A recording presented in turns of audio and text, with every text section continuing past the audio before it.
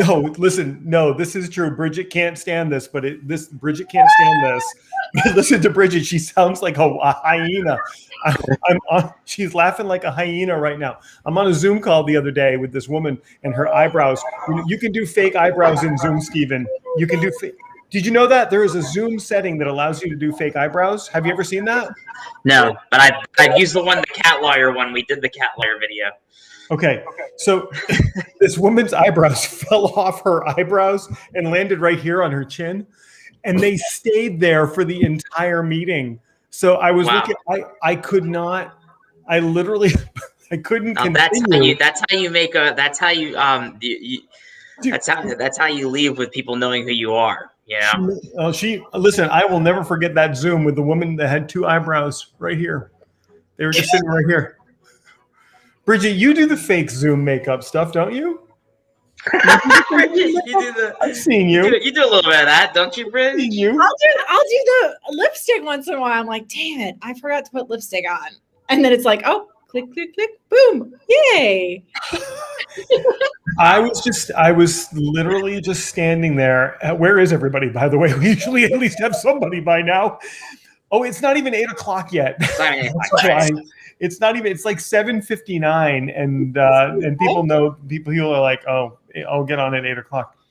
I'll never forget that meeting. She was like, "No, did you say anything? How do you say something to someone? What do you? Excuse me, madam. I couldn't help but notice your eyebrows are on your chin."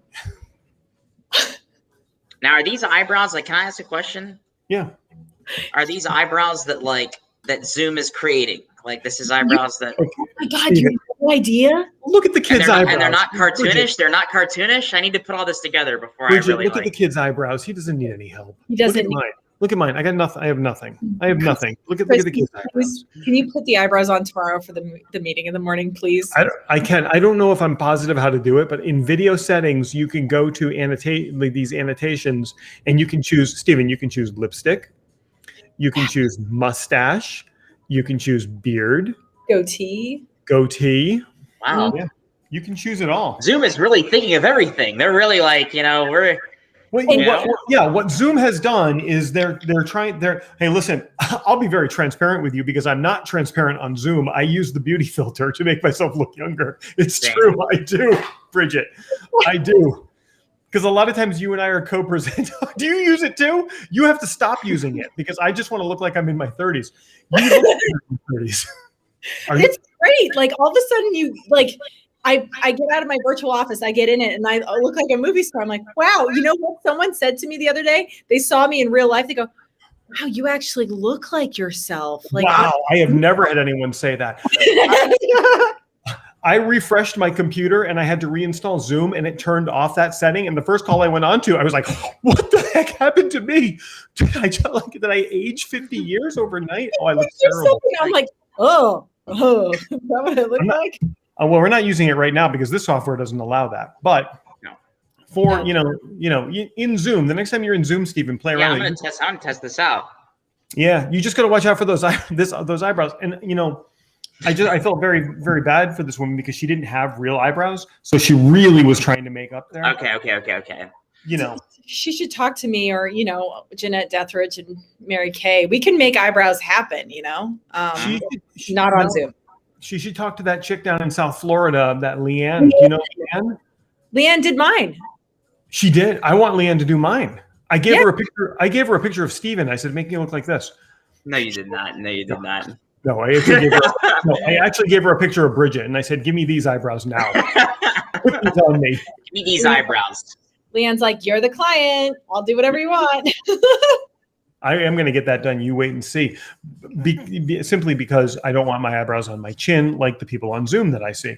I remember, Bridget, I saw your lips on your coffee cup one time, and I was like, "What is happening here?" You do the fake lips on Zoom, and when you pull your coffee cup up, the lips stay in front, so they're on the coffee cup. Zoom changed that feature. Did you not notice that it doesn't show up anymore? I always make coffee cups. I don't know why I do that, but literally it stopped showing up. Zoom developed a way technology-wise where they don't show up. Like if you went like this, your eyebrows would still be on your face. Yeah. Next time I'm on a call with you, I want you'll do the coffee cup thing and demonstrate. I'm very curious about this. I will show you. Very, very curious about this. All right. Hey, guys. Well, it's Wednesday night, and it's been a little while. I know I was just on a call with like 75 people, and a bunch of them said they were going to be tuning in. So, we are here every single Wednesday night, and it is our mission to entertain and to provide tremendous amounts of information on growing a business, on marketing, on mindset, on life. And then when Stephen gets to talk, well, we're really not sure what he talks about, but sometimes I just read people's fates. That's another thing that we do sometimes. People, the futures. Yes, that's how you add value. Yeah, that is it. So, you know what? Let me just do some quick introduction. Stephen, I have known you forever. Stephen is the director of marketing for the Orlando Law Group. He also has a tremendous amount of experience in the real estate world, in animation and in music, and he knows just so much about marketing in general. And Stephen, I always liken you to a marketing hug because you are just so positive and optimistic. And there it is. And then over here, this way, I got it right, is Miss Bridget Hom. And Bridget, you are the mastermind behind Bridge to Freedom Coaching. You are a coach. You have been a coach forever. You didn't just start becoming a coach in the last 6 months of the pandemic. You actually were a coach before the pandemic. So you have that credential to sit on. And I know you have worked with thousands of people, helping them have better, this is what I love about what you do.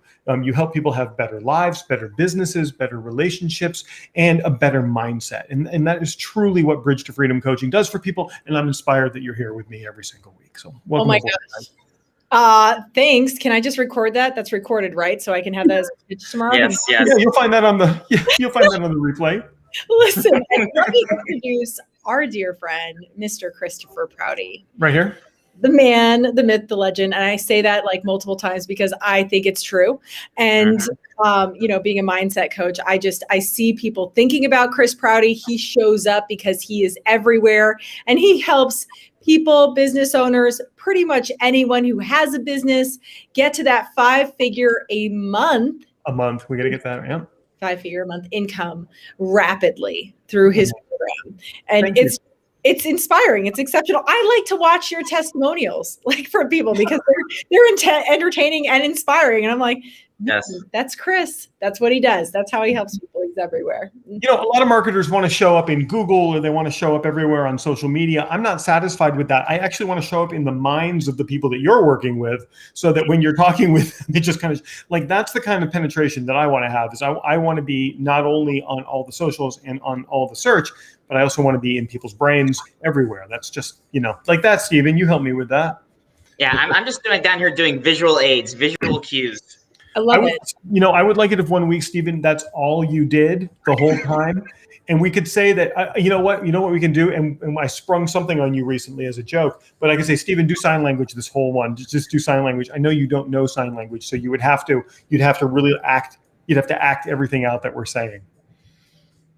He already does that, Chris. Like one time Bridget was drinking coffee. Oh, see, he got it right there.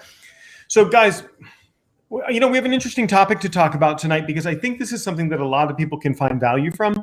And that is, how do you take something that you're interested in and then move from interest to hobby? And then once you've moved from interest to hobby, how do you move from hobby to monetization, where you're actually getting paid for it?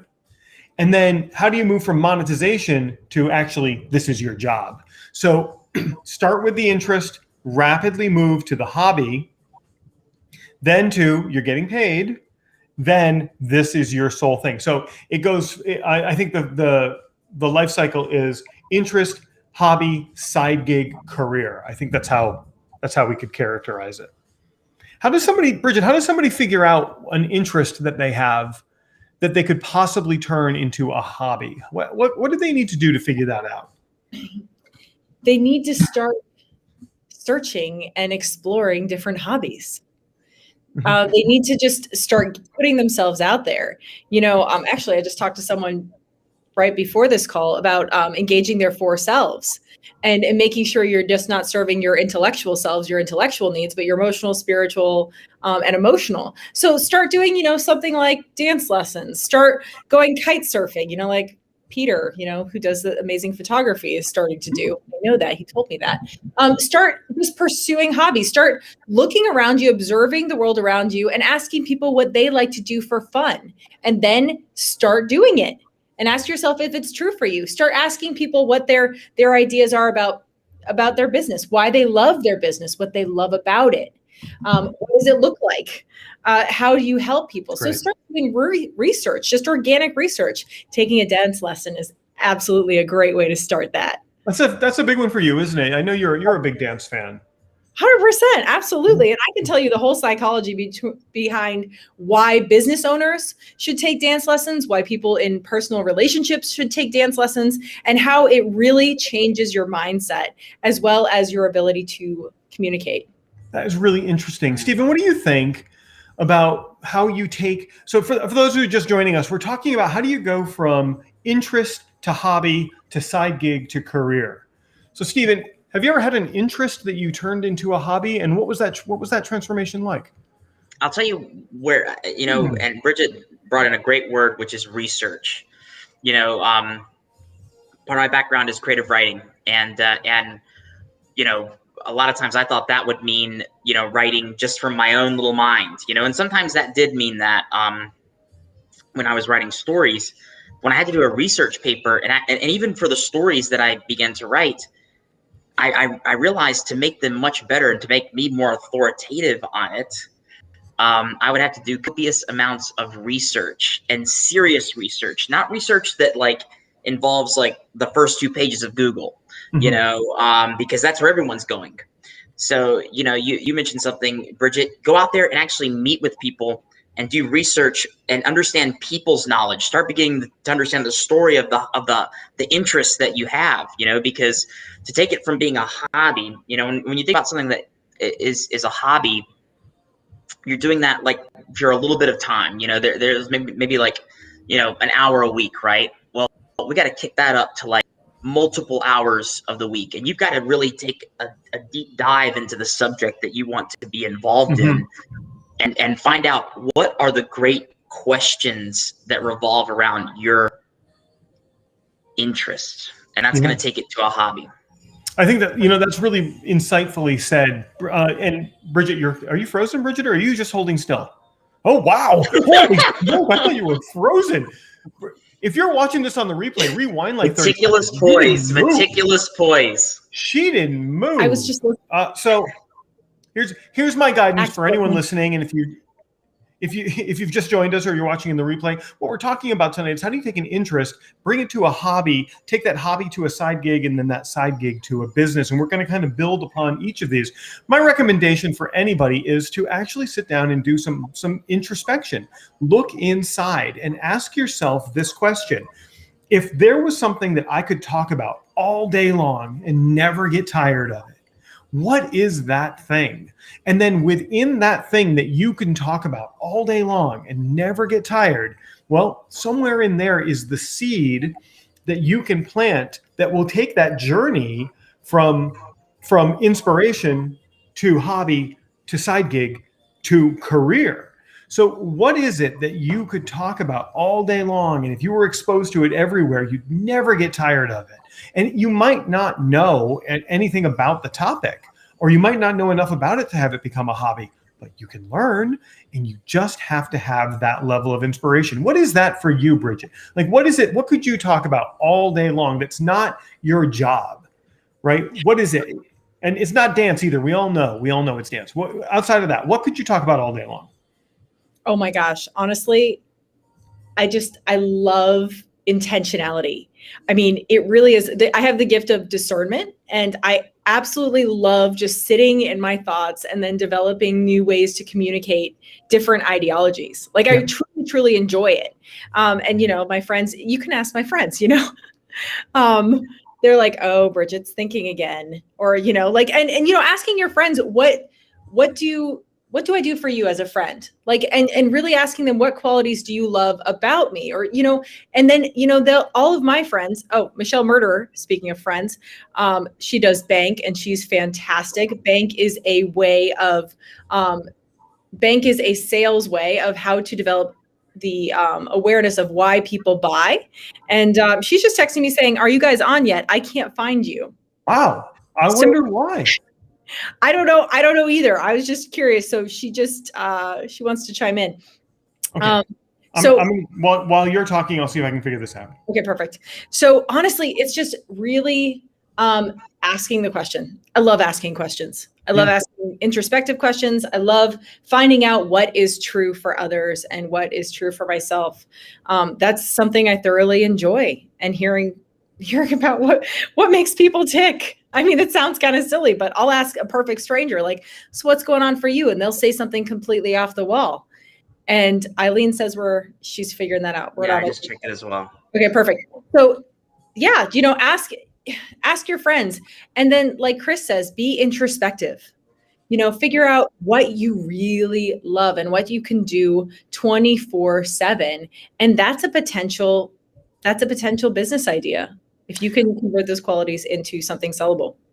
I like that a lot. Stephen, while I am doing a little bit of tech troubleshooting to find out why we're not on, I would love to hear from you. Well, like for me, and honestly, like sometimes what I would tell people is it's not always going to be this perfect line of like, for me, I love storytelling, and that's something that I can talk about all day long. And I do talk about that all the time. You like, even if most people know that I have mentioned my favorite movies, my favorite TV shows, my favorite comic books, my favorite books, my favorite stories, my favorite parts of the lore and religion. There's just so many stories out there that resonate with us. And I always looked at the marketing world and storytelling as being kind of not crisscrossing until I saw social media. And then what social media showed me was that all these people were marketing themselves by actually telling them about the story behind their business, and some of these people had incredible stories to tell, and they were real. They weren't just like things that like were, they had a lot of similarities with some of the stuff in the books, but these stories were actually real. And I think that really inspired me to jump into the world of marketing. And really, ultimately, it boils down to storytelling for me. But that took me a little bit of time to realize that interest that I had become a hobby, because I was looking to tell my own stories. And then how do we take that hobby into something that you can actually make some sort of money off of? Well, finding that need for all these people on social media that were yearning to tell their story behind their business and get more clients because of it. Boom. That was the eureka moment. Really nicely put. I'll talk about mine, what I would do in just one moment. Let me just apologize to everybody who is just joining us. For some reason, the technology wasn't going to my personal wallet. It was going to my business page, but not my personal. And I don't know if it's going to my LinkedIn or not, which is where a lot of people are expecting to see me. So let me just give me one moment. Let me just pop this thing. Let me just see if I'm actually live on LinkedIn.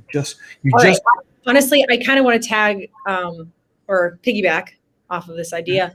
Yeah. If you can convert your passions, your interests into something that's sellable and marketable, that is the best way to go. I mean, think about how many entrepreneurs are sprouting up day in and day out because of the pandemic, which is not a bad thing. If you've used that as your moment of contrast to tell you you're supposed to be doing something different, you're going to gift yourself a shift right now and really hone in on what you want to do, what you love doing. And maybe you've been ignoring that for the past 15, 20 years. And now you've given yourself that moment of introspectiveness and you have decided like, man, what do I do next? What can I create? And ask yourself the question, what are you capable of creating based on your interests?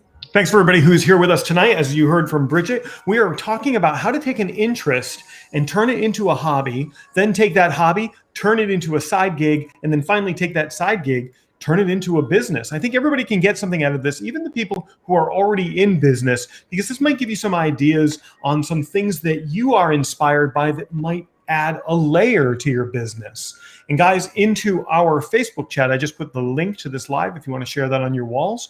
So if you head over to the Facebook chat, you'll see it and you can share it. And I will reveal to you, you've each revealed what would inspire you to turn into a hobby. I will tell you, mine, and I have to be very careful with my hobby, because mine could very dangerously turn into a career and I would vanish off the face of the earth.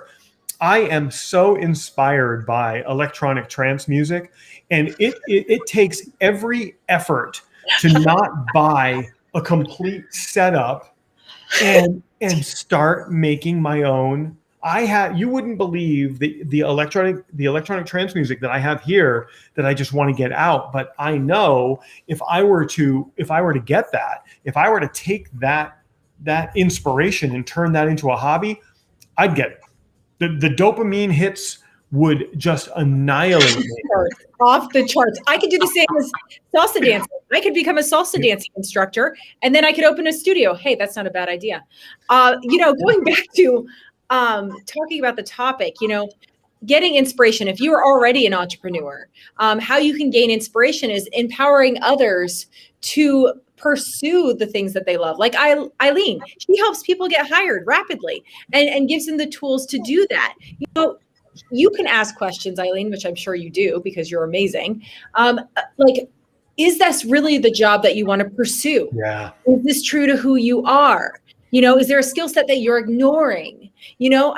People like Eileen who help others to get hired, she asks those questions. She might change someone's course for the rest of their lives. Maybe they're meant to be an entrepreneur. Maybe they're not meant to do this job. Who knows? But she is one of those people who will absolutely help people to discern. Oh, hi, Stephanie. Stephanie coming to the salsa classes. Just let everyone know. Yeah. Even this is serious now, Chris. Okay, buckle up. All right, for everybody. All right.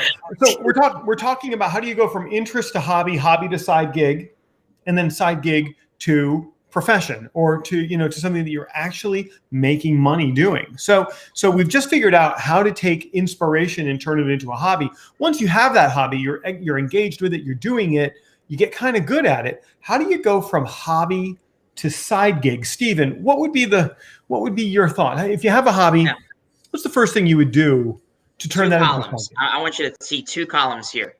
One column is a free column. The other column is monetized.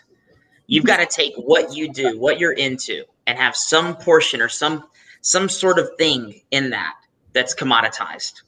Maybe it's you're writing these songs, and some of the songs you're going to actually charge money for. Maybe it's you go out there and you give music lessons. You start to get so good at music that you're giving music lessons. Okay. Mm-hmm. There's got to be something that you monetize. Yeah. But you gotta have something that people can experience just for free. We live in the world where I can go to most of the YouTubers that I've followed for years. I haven't paid a single dime to. Okay. It's worth understanding that.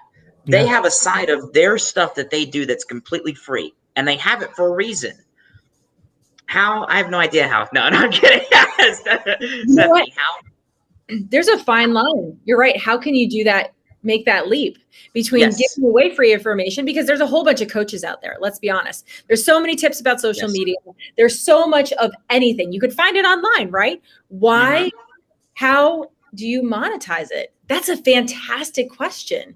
Chris, what do you think? That's the dividing line. That's the dividing line. I want to quickly acknowledge Eileen Ryan, who is commenting on both our Facebook and our LinkedIn feed at the same time. That is some kind of miraculous. I don't know how she's doing that. Listen, I'll tell you exactly how you go from hobby to side gig. It's actually not that hard at all. You find a hobby that other people are doing and getting paid for. Okay. Step number one.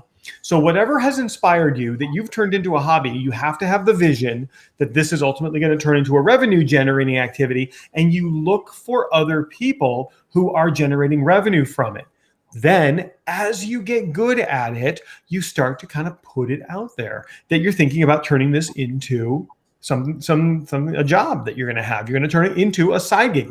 Let friends and family, your immediate circles, know that you're going to turn this hobby into a side gig. Your litmus test for that is when people start saying, this is really, really good. What you're doing is really, really good. I'll give you an example. I know a guy who here's how he started in his living room, getting like wood pallets, taking them apart and making American flags out of them. And he started making them and he started giving them to friends, and friends started saying, I love these. And friends of friends started coming to him and saying, I want one of these. And he said, okay, they're $90 each. And people were just handing him money to make these things. Then he started expanding and he started building cabinets and home theater stands and TV stands and beds. And then he started buying upgraded wood. And now, he's making, it literally went from idea to hobby to side gig to job. But and so that's what you have to do. Find something that people will pay for. Start to do it. You have to do it for free at first because it's your hobby, but then you'll find people that want to pay for it. Bridget, you had something to say. No, absolutely. And in the coaching and consulting world, have some practice clients. Have some, dear friends who you can use as test subjects for your material, and ask for their feedback. I had practice clients right from the get-go, those poor souls. And we would go through the journey together and really develop that partnership. But on the other end, as a coach, that increased my deservability because it's showing you that what you're doing and what you're saying is of value. So you increase your deservability at the same time, your confidence in what you're doing and saying and how you add value. And therefore you do eventually continue to scale. Like Chris said, you do increase your prices because you see that your value that you're giving people is growing exponentially. So you want to keep that going. You keep that balanced. Yeah. And you let word of mouth start to drive those customers to you. And suddenly, and I mean, how long does this really take? It takes however long it takes you to dedicate the time to get good at something. That's going to be different for every single hobby. Like say, let's say you want to be a juggler. That's probably going to take a little bit more time than learning how to build an American flag out of scrap wood. But you take, right? I'm just using two really I was like, I was thinking about doing both of those things. And I'm like, why don't you throw in balloon animals at the same time? I think you'd be great with that. I will tell you this. Here's an aside. Many people don't know this about me. I am really, really good at making balloon animals. And I am the hero of every kid party I go to because you get me some of those long, skinny balloons and I can make a little puppy. Okay, great. August 6th is my oldest son's next birthday. I'm going to have younger kids there. Chris, just put that date in your calendar. All right. Just get me a big bag of those little skinny balloons. I'll be there. I'll be making swans and dogs. And all right. And Stefan can do miming. Yeah. So guys, tonight we're talking about I can juggle. This is great. We have a circus. I can juggle. Fantastic. So next video, we're going to have Chris doing balloons. I'll be juggling. I want to do that. And you'll salsa dance. Bridget will have Nerf guns. What? I don't know. Chris, good Lord, what can't you do? I am the perfect example of what we're talking about tonight, which is I say that, but I don't know if it's perfect. You'll tell me if it's perfect. What we're talking about tonight is how do you take something that inspires you, turn it into a hobby, turn the hobby into a side gig, and then turn that side gig into a profession. Let's jump back in time to 18-year-old me. I'm 18 years old. I just left my home. I was kicked out. No, I left my home to go to college. I go to college, and near where I went to college was a magic shop. And I drove by that magic shop a couple of times, and I stared at it. And I'm like, I have always wanted to learn to do this. Inspiration told me that I wanted to do this. And one day, it was a Saturday morning, I stopped in front of that magic shop. I got out, I walked in, and the place went silent because it's just the same people that go and hang out every single week. Everybody there, I'm 18 years old. Everybody there was like in their 60s, and they stop and they look at me. And it was like I entered this like secret chasm. And I walked in and they were like, the proprietor was like, can I help you with something? And I said, I just want to buy a book. And he sold me a book. And I went back to my dorm and I devoured that book. And I practiced and I practiced and I practiced. And soon I'm doing this crap everywhere. People are loving it. And then somebody sees me and they're like, I want you at a party. And then I did a party and another party and another party. And then business. Is this story real? This is real. This is real. No one evidence. I feel like I'm being punked right now. When I was 20 years old, Nabisco, the company Nabisco, had an audition for a magician in New York City. I drove to New York City, and the dude who was my mentor I said to him, dude, his name was Rich. I said, Rich, what should I do in my audition? He goes, whatever you do, don't do anything with a cookie. I'm like, why? Life lesson. That's so like, how are you not going to do something with a cookie? Life lesson. He goes, he says, everyone's going to be doing something with a cookie. I was like, oh my God. I'm 20 years old. I'm 20 years old. I'm like, that's genius. I went into that audition with hundreds of other magicians, went into that thing, and I went up. I did nervous as all heck, calmed, did one trick, thanked them, turned around. On my way out the door, 20 years old, there aren't even cell phones. There's nothing then. I get this on my shoulder, and I turn around, and the woman looks at me and she goes, you got the gig.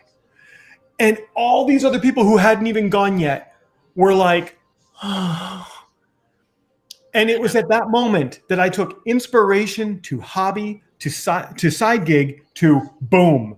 That was my profession at the time. I was on stage. I was everywhere. That's it. That's it.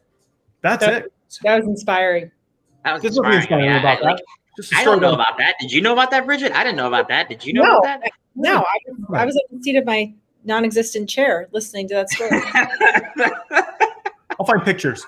All right, so we're talking tonight. We're really talking about how do you take an idea and turn it into a career, and you have to do those steps. Where who has seen me? Who's seen me do magic is Eileen Ryan. Eileen Ryan saw me just do one small little trick a couple of weeks ago on the beach. She saw it. She'll verify that. She can verify that in the chat. I want proof. I don't want it just a testimonial. I want proof. Chris, you need to do a magic trick next show. I'm not doing a magic trick right now. Believe me, it won't work well in this context.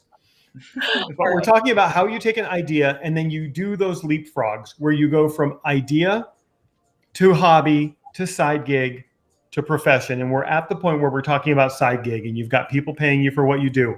How does somebody take a side gig and turn that into the real deal? And look at this, Eileen, I saw it. She did see it. She did. She saw it. She says twice she saw it. She said it. So it must have happened. She brought a deck of cards for my kids to play cards with my kids. And I took the cards and I went, and I started making them disappear and stuff like that. And she was like, what is happening? Wow. To take it from a side gig to an actual business, you have to get structured. You have to create something larger than just, one interaction to interaction. You actually have to create a program, or you need to strategize business vision of what you want to create. And it has to be more than just your day in and day out. You have to get past that to-do list, and you have to establish something that is concrete, something that you can actually manifest as something as a business. Agree. I think there's a lot of structure involved there. Stephen, your thoughts? Longevity, and longevity, I think, comes from repeat clients, referrals, and you've got to be thinking in that future. How are these people going to need me forever? How are these people going to need what I have to do forever?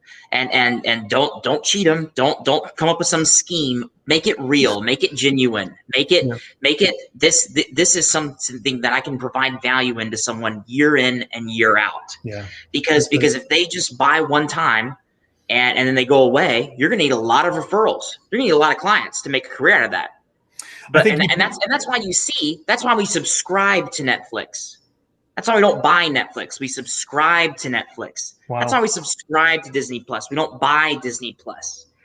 And that's why Disney Plus and Netflix are very keen to keep having content come on there for us to digest and intake. So I think if you have that forethought to be like, this is something that someone's going to need me for forever. These are things that I can provide forever, year in, year out. You'll begin to build that career. But if you don't, they'll buy from you one time and you'll never hear from them again. Really brilliantly said, Stephen. In my thinking, you have to be able to systemize and structure exactly what you're doing. So you systemize and you structure that side gig so that it is, my light just turned into the sun. You have systems and structure in place. You narrow your field of focus so that you are delivering something that is repeatable and that is predictable and that you can get incredibly good at. You put the blinders on and you just take the first step. Guys, tonight we have talked about how you take an idea, bring it to a hobby, then to a side gig, and then ultimately into the business that generates income. Bridget, how does someone take a side gig, turn it into a business? You close out the show, and as always, you get the final word. Go back and watch the entire episode if you missed it. And just remember, stay inspired, realize that you have the answers within you, and partner with success.